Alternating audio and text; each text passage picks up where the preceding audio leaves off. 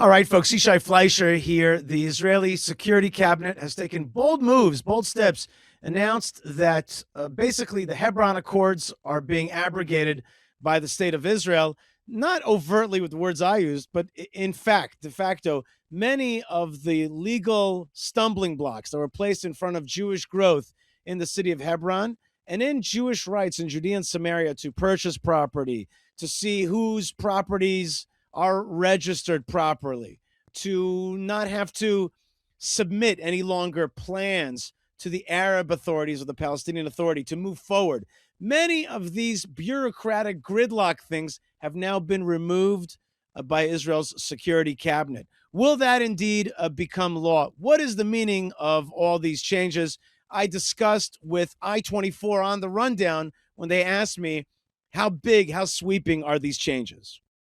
The White House is reiterating it's opposed to Israel annexing the West Bank and is stressing the importance of maintaining stability in the region. In recent days, the Israeli Security Cabinet approving a series of measures aimed at expanding Jerusalem's control in areas Palestinians hope will make up their possible future state. The statement out of Washington did not directly address those measures, which include allowing Jewish Israelis to buy West Bank land directly and transfers authority over building permits for Jewish settlements in the city of Hebron from the Palestinian Authority to Israel. Now, the moves also strengthen Israeli control over two major religious sites, Rachel's tomb near Bethlehem and the tomb of the patriarchs in Hebron.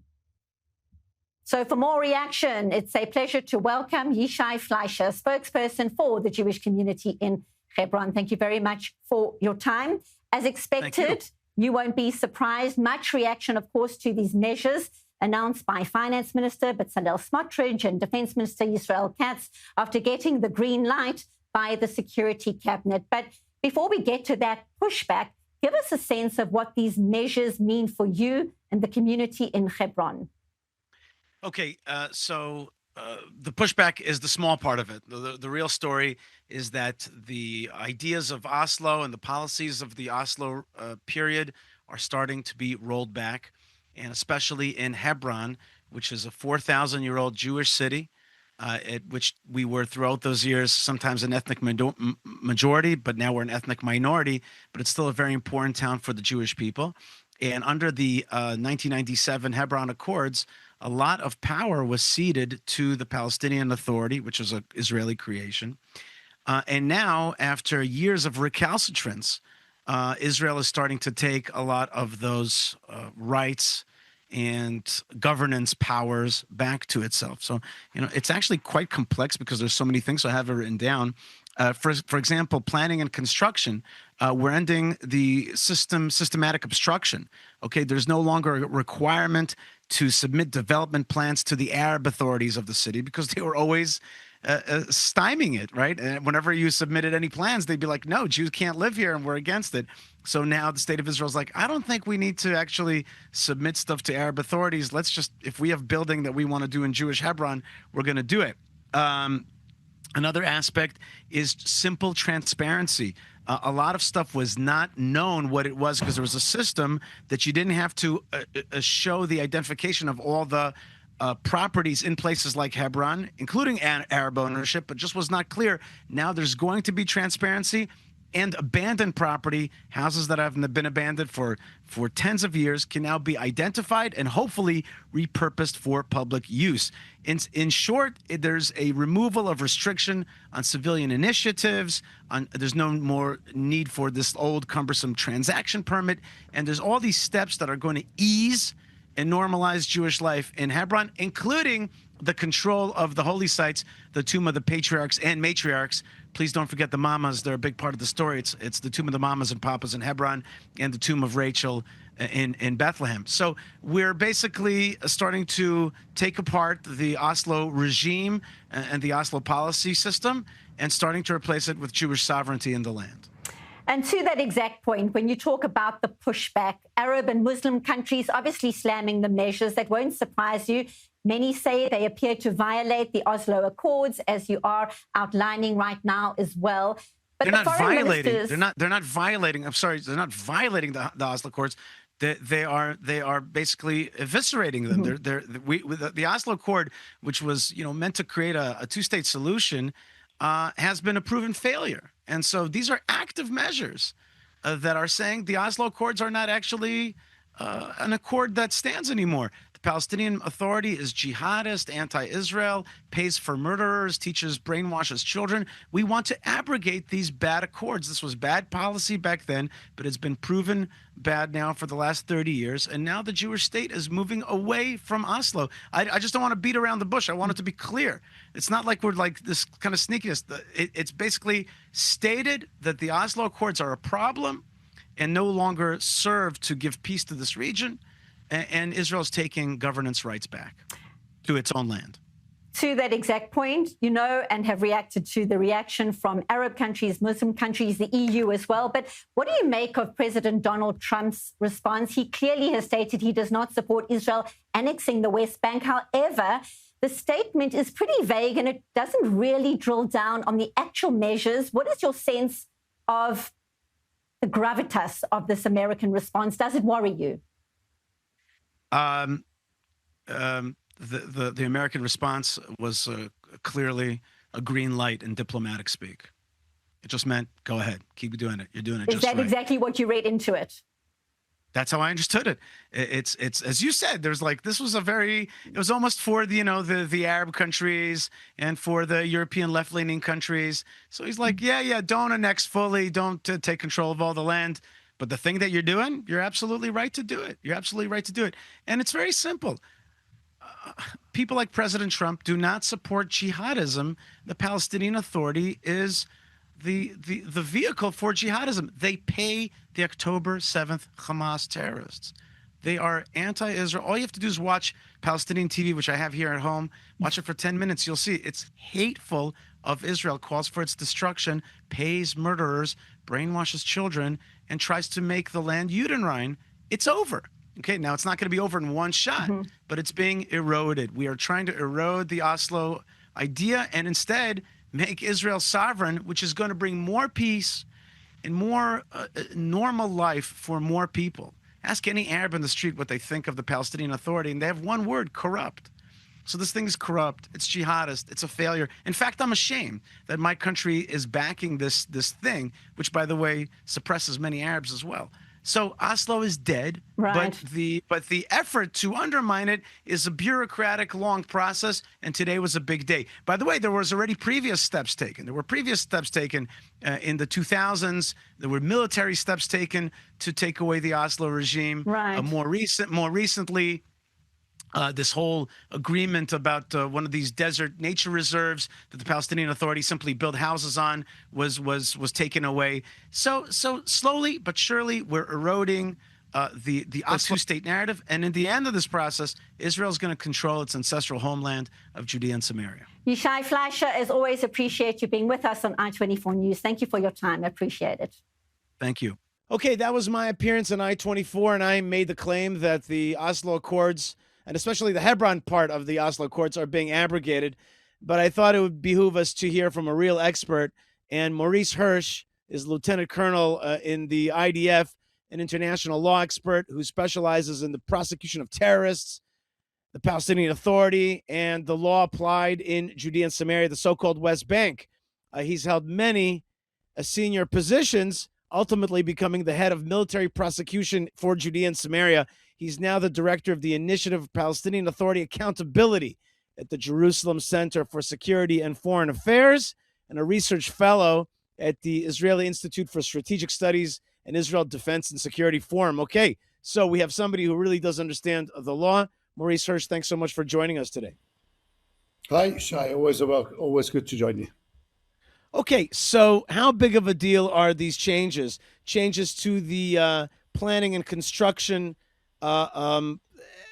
norms in Judea and Samaria, where we're now ending systematic obstruction, property data, transparency of ownership, removal of restrictions from civilian initiatives.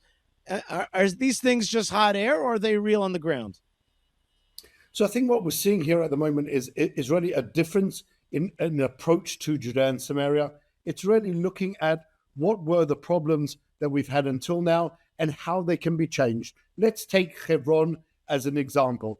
I would hesitate to go as far as saying that Israel has abrogated the Hebron Agreement. We're only talking about changes in the Jewish section of Hebron, only in H2, not in all of the area that is under the control of the Palestinian Authority still and will remain so. That, as we know, is 97% of Hebron. That is the big area of Hebron, which is still under the control of the Arabs.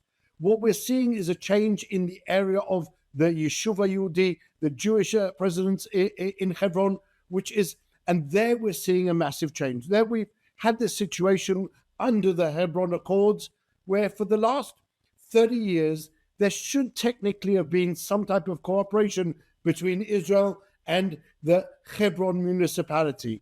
But that was always a non-starter. The Hebron municipality traditionally has been run by a bunch of terrorists. It actually is now run by a convicted terrorist. And there's no way that we could ever have expected any reasonable chance of cooperation. So when you've had no-brainers, like the whole world is moving towards making historical sites that have a religious importance, making them simply available and accessible for disabled people. So for years, Israel had been trying to make the Cave of the Patriarchs, Marat HaMachpelah, accessible for the disabled. The Hebron municipality said, no, we're not doing it. Until finally, Israel said, you know what? We no longer care about your petty politics, and we're going to establish a lift which will help and make the Cave of the Patriarchs accessible for the disabled. And that was a pattern that we saw over and over and over again. Simple decisions which should have really have been no-brainers. The municipality of Hebron was objecting, placing all types of limitations. And so what the cabinet decided was that you people have proved yourselves to be unworthy of any consideration, and therefore we will do things by ourselves. You're talking about the Palestinian Authority, the municipality of Hebron, right. Yeah, we're no longer going to wait for you. We gave you the opportunity to be normal, decent human beings and cooperate. You chose not to, so you cannot expect anything else. That's on the one hand. So that's Hebron, a major change in and of itself. On the other hand, in Judea and Samaria, what we've seen over the last 70 years, really, is a situation where nobody knows who owns what piece of land. There wasn't an open registrar of land ownership. You couldn't say, you know what, I like that piece of land over there. I'd like to know who it is, and then offer them a pot of gold, literally, in order to buy the land. You could never know. You always had to go through intermediaries. You didn't know whether they were fraudulent. You didn't know whether they were true. You didn't know whether they were the actual owners. And lots of people lost a lot of money buying land from fraudulent Arabs who presented themselves as the owners of property which they had no rights to. And so the decision has now been made to actually open up the registrar. Look, this is where there's land. These are the people who own these parcels of land. And anyone who wants to now can look at the registrar and see, well, I would like to offer Muhammad, who owns this piece of land, a lot of money to buy his property. This is something which has been done over the years for 250 years. Jews have come to Israel. They've spent a lot of money to buy land in the land of Israel. And that's how the ownership was transferred. When you look at things like, go back to Hebron, 1929, the massacre in Hebron, the British government appoints the Shaw Committee to investigate. Well, why did the Arabs murder the Jews? They can't understand. And one of the conclusions that they come to is that, listen to this, too many Jews came to Israel with too much money. They paid the Arabs too much money for their land. Now the Arabs have wasted all of that money. They have no land to work. They're unemployed. And so they're angry, so they murdered the Jews. That was the conclusions of the Shaw report. Unbelievable. But that's exactly what was happening. And so now you'll have this ability to say, you know what, there is land. It's open for everyone. We know who the owners are. You can offer that person a hefty sum of money, over and above its market value, and we can move forward. The other decision that was made in that very same context was to finally, sometimes that you see things that you cannot understand how they survived for so long because they are so inherently offensive. The Jordanian Criminal Code from 1960, Article 114, prohibits the sale of land by Arabs to Jews. Right? That's what it is. It was adopted by the Palestinian Authority. If you've got a law which is prejudicial and racist against the Jews, obviously the Palestinian Authority is there. Mahmoud Abbas took it a step, 10 steps even further. Instead of the 5-year sentence under Jordanian law, Mahmoud Abbas made it into an offense, selling land to Jews, just that, never mind how much they paid, an offense that was punishable with life imprisonment with hard labor, of course. And this is the craziness of this truly racist, fundamentally racist Palestinian Authority. And the decision was finally made after 68 years to say, you know what, we're going to cancel that provision in the Jordanian law. What does that mean? Cancel that provision? We don't. Why would we have Jordanian law in the first place? What do you mean? What do you mean by that? I mean, you're saying that the state of Israel upheld a Jordanian law against Arabs selling to Jews? I'm confused. Well, so unfortunately, Israel has consistently been being ambiguous about its claim to Judea and Samaria. In 1967, the decision was made that the area would not be incorporated into the rest of Israel, as it should have been.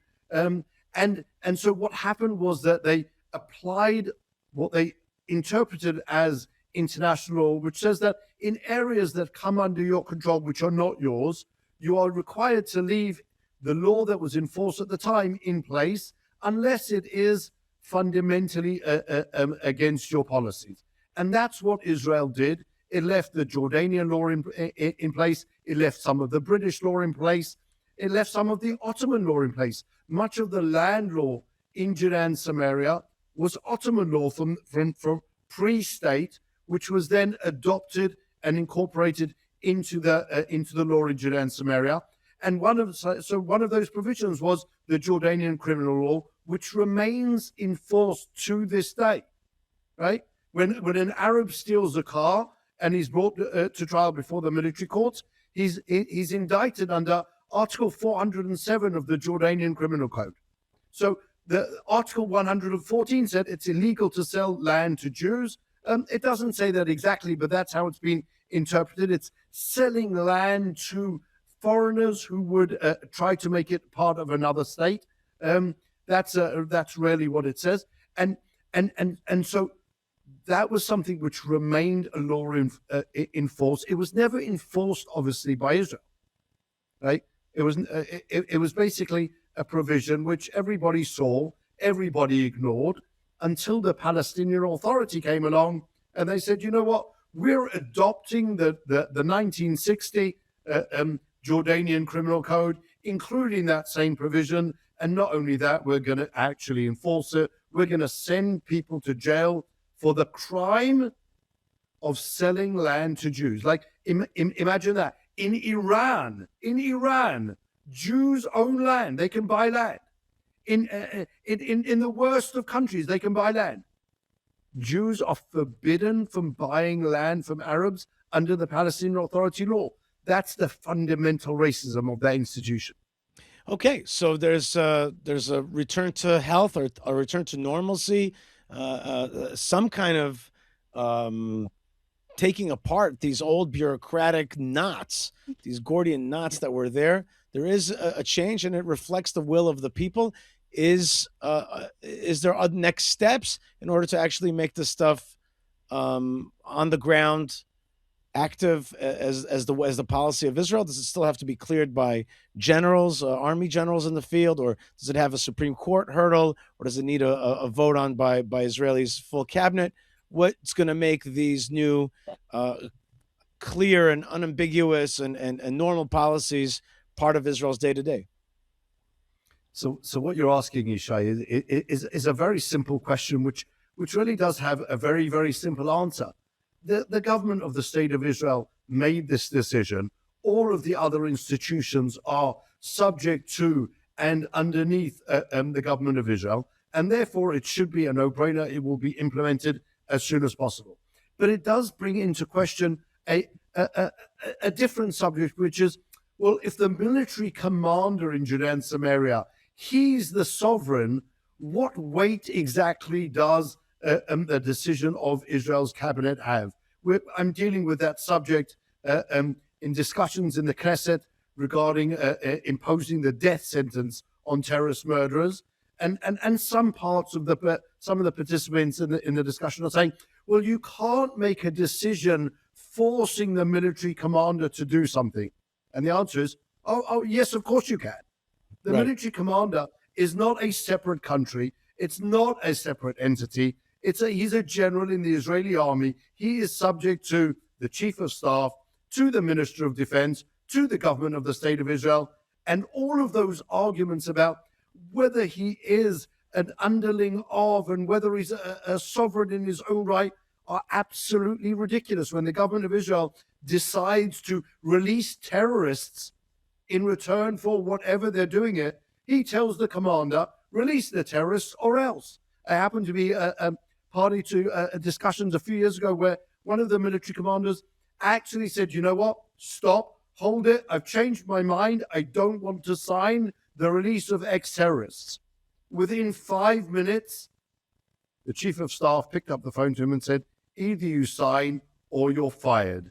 That was the headline in the newspapers the next morning. Right. The chief of staff threatened him, either you sign or you're fired. So really this should be a no-brainer. This should be something which should automatically go down the chain of command from the security cabinet to the minister of defense and then straight on to the army. And that should be then adopted into legislation almost immediately without any further consideration. The work has already been done, and anyone who now tries to raise obstacles to that really should just simply be removed from their position because they are irrelevant. Will there be some type of an attempt of the supporters of terrorism, the supporters of this racism, to appeal to the Supreme Court and try and obviously get support from their friends on the bench to prevent the implementation of the Jewish right to build and live in its ancestral homeland? Of course there will be. There are enough enemies of the state of Israel, of the people of Israel. I'm sure B'Tselem and Breaking the Silence will all have what to say. They all had, we've seen statements from all types of UN rapporteurs and the British condemning the decision of the government. They were silent when Mahmoud Abbas changed the law that said you could send people to life in prison just for selling land to Jews. Their hypocrisy, it's just dripping from them as they say that. Maurice Hirsch, thank you very much. Let's hope that it's Bezalel that overcomes B'Tselem, right? Bezalel Smotrich, Minister of Finance, who will overcome B'Tselem, which is a far-left organization. It's not Bezalel, Yishai. It's the Jewish people overcome B'Tselem. That's right. And it's also the free world overcoming jihadism, and it's I hope, the erosion of the Oslo idea, the two-state idea, which has brought so much pain for all peoples in this region. Lieutenant Colonel Maurice Hirsch, international law expert, and today director of the Initiative for Palestinian Authority Accountability at the Jerusalem Center for Security and Foreign Affairs, research fellow at the Israeli Institute for Strategic Studies and Israel's Defense and Security Forum. Thank you so much for being with us. Thank you for having me. Have a good evening. All right, folks, Yishai Fleischer here, and we're broadcasting from Judea. God bless you. We got to be strong out there, and we got to push back on some of the old ideas that have held us back from living in our heartland, from having Israel glow, from having its people return to its land, from the ingathering of the exiles, from the period of the Third Temple that we're living in. Bad ideas and bad laws and jihadism has stymied that movement forward, and now that's changing by the will of the Israeli chosen leadership. The Israeli people have chosen a new path, a new leadership, and we are part of it. If you want to be part of it any more than that, if you actually want to be part of building of the land of Israel, please join us. Fightforisrael.org. Fightforisrael.org. We're restoring, beautifying, helping farmers with tractors, helping recognize the biblical highway, and much more. And of course, you could also support our show at buymeacoffee.com/Yishai, buymeacoffee.com/Yishai. God bless you wherever you are. And great news for Hebron and the Tomb of the Patriarchs and Matriarchs, which is going to be an amazing World Heritage Site, the Shrine of Genesis, as Dr. Noam Arnon calls it, Shrine of Genesis. And you're going to be part of it from wherever you are. God bless you. Lots of love, lots of blessings, and shalom.